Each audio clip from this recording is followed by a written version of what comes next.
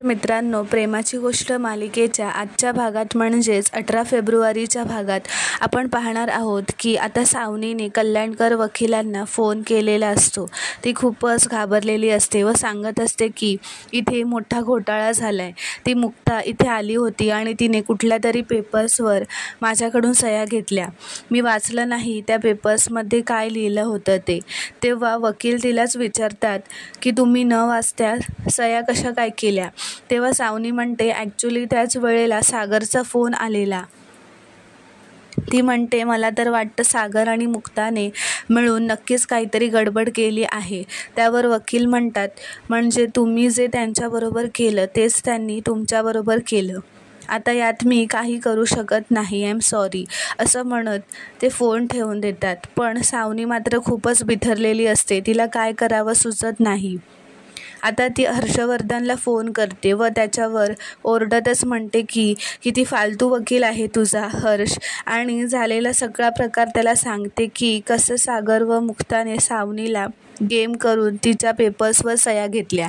हे ऐकताच हर्षवर्धन उलट सावनीवरच ओरडत असतो की ती बिंडोक आहे, ती किती बिंडोक आहे हे सांगत असतो. तेव्हा सावनीलाही हर्षचा राग येतो. ती म्हणते मी तुझी फालतूगिरी ऐकायला फोन केलेला नाही आहे. त्या सागरला तुझ्याबद्दल कळलं आहे की तू माझी मदत करतोयस. हे ऐकून हर्षवर्धन खूपच घाबरतो व चकित होतो. ती म्हणते तुझ्या बायकोने सांगितलं असेल त्याला तुझ्याबद्दल, तसंही ती तुला नवरा कुठे मानते. हे ऐकून हर्षवर्धन काही न बोलताच फोन ठेवून देतो. सावनीची अवस्था ही खूपच घाबरलेली असते व अस्वस्थ झालेली असते. तिला सईचा विचार मनात येतो.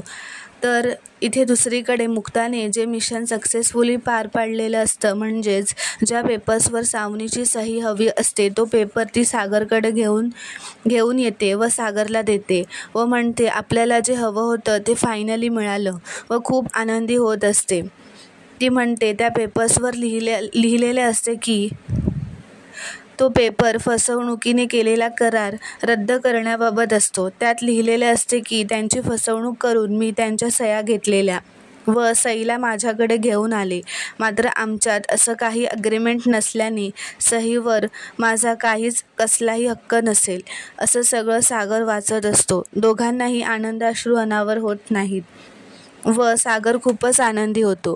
सागर म्हणतो आपण उद्याच कोर्टात हे पेपर सादर करूयात आणि आता सईला आपल्यापासून कोणी दूर करू शकत नाही. तर इथे दुसरीकडे हर्षवर्धन मिहिकाकडे येतो. ती शांतपणे बसलेली असते. तो रागारागातच येतो व तिला म्हणतो सावनीला मी मदत केली आहे व तिचा सगळा खर्च मी करतो हे सागरला कोणी सांगितलं असं विचारतो. तेव्हा ती रागातच म्हणते मी सांगितलं काय करशील.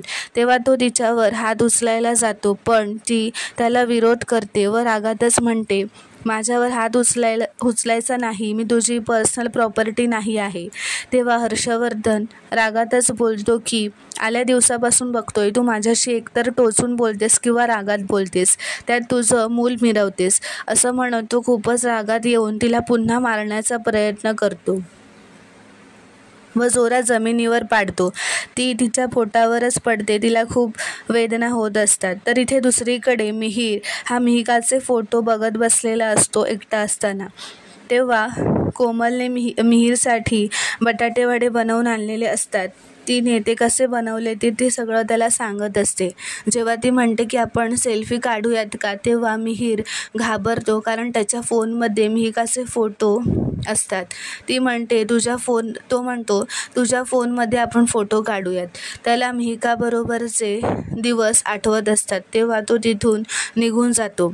पण कोमलला मात्र मनात वाटत असतं की मिहीरने खरंच मनापासून तिच्याशी लग्न केलं असेल का, त्याला पश्चाताप होत नसेल ना असा ती विचार करू लागते. तर इथे दुसरीकडे सावनीही विचार करून वेडी होत असते. तिला काही कळत नसतं की मुक्ताने कसल्या सह्या घेतल्या आहेत. तिला काय करावं कळत नसतं. तिच्या मनात विचार येतो मुक्ता जशी सईला पळवून घेऊन गेली तसंच आपणही जावं का, हाच उपाय तिच्याकडे उरलेला आहे, दुसरं काही सुचत नाही असं ती म्हणते. सगळे कपडे भरते व सईला उठवून जबरदस्ती घेऊन जात असते. तितक्यात तिथे सागर येतो. मुक्ता खूप सई खूप घाबरलेली असते. सावनी खूप घाबरलेली असते. तो म्हणतो, सईला घेऊन चालली आहेस, विचार पण करू नकोस, कारण मी 24 तास तुझ्यावर नजर ठेवून आहे. तेव्हा ती सागरवर हात उगारते. तेव्हा तो तिला विरोध करतो व म्हणतो, माझ्यावर हात उगारायला मी काय आदित्य वाटलो का तुला? लायकीत सांभाळून राहा, असं म्हणतो. तो म्हणतो की मुक्ताच्या प्रेमाने मी बदललोय, पण गरज पडली तर आतला सागर कोळी बाहेर यायला वेळ लागणार नाही. सईसुद्धा सागरला बघून त्याच्याकडे जाते व त्याला मिठी मारते.